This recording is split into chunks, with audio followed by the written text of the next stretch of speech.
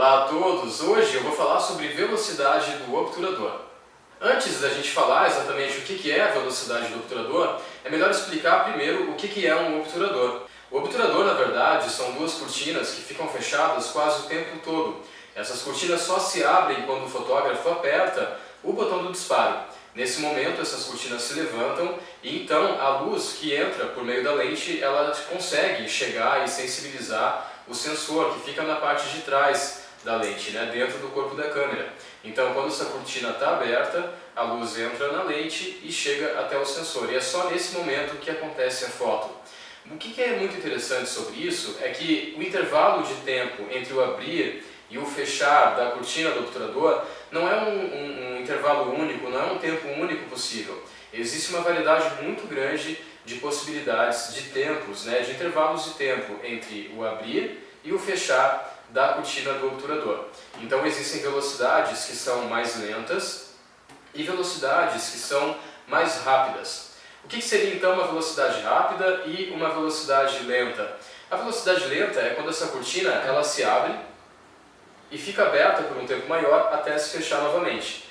Como também numa velocidade rápida, a cortina abre e fecha quase que instantaneamente. É interessante pensar que até de ouvido a gente consegue perceber quando tem alguém fotografando do nosso lado, por exemplo.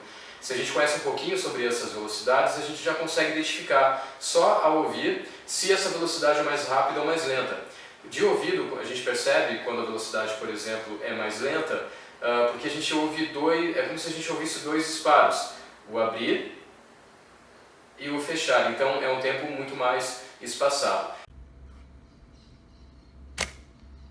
E quando a velocidade é mais rápida, ele abre e fecha quase que instantaneamente, então é como se a gente ouvisse apenas um único disparo. Na verdade, é que a cortina abriu e se fechou. No entanto, esse tempo foi tão rápido, tão curto, que parece que foi um movimento só. Só que o que é interessante também vocês saberem, na prática, o que isso vai acontecer com a minha foto? Quando eu deixo uma velocidade mais lenta do obturador, eu consigo registrar borrões de movimento. Tudo aquilo que tiver em movimento na frente da câmera vai aparecer borrado. Só que tem um detalhe, em velocidades baixas, principalmente abaixo de 1/10, eu já vou explicar para vocês sobre essas nomenclaturas. Então abaixo de 1/10, que é uma velocidade bastante lenta, eu preciso de um tripé ou de uma base fixa, como uma mesa, uma cadeira ou algo assim. De preferência, claro, um tripé.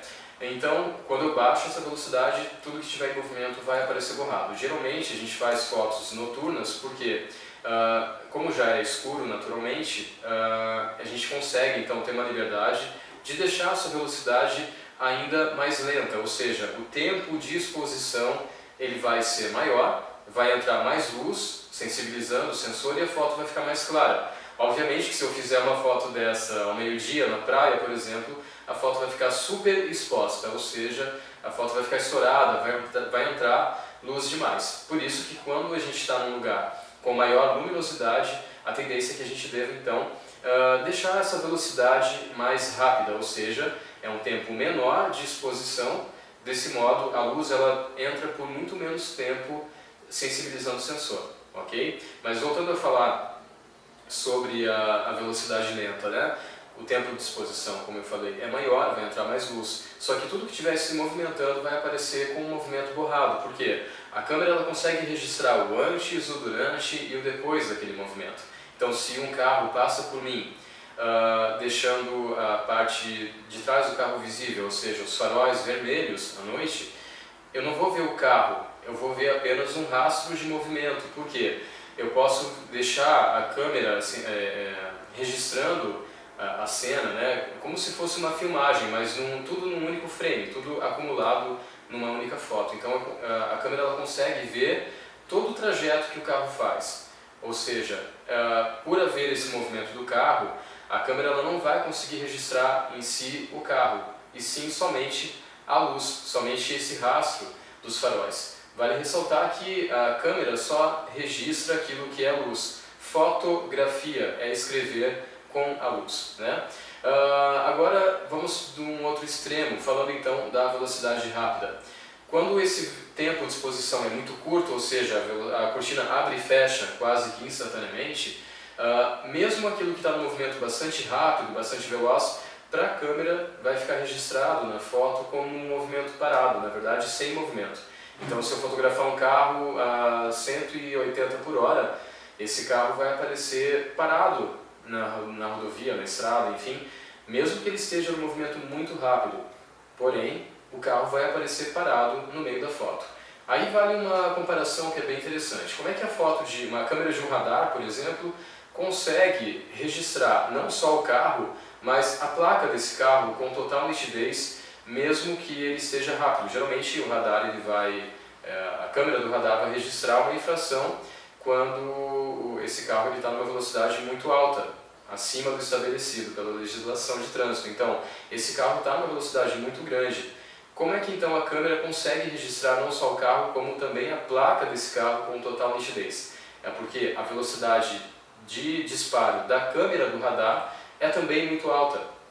Nesse modo, ele consegue registrar o carro parado na rodovia, independente da velocidade, que geralmente, como eu falei, é uma velocidade muito grande do veículo, né? Então as velocidades altas do obturador, por exemplo, 1/500, 1/1000, 1/2000, essas velocidades elas vão ser rápidas, vão ter um curto tempo de exposição, ou seja, o intervalo entre o abrir e o fechar da cortina do obturador é muito curto, é muito rápido, por isso que os movimentos não são registrados.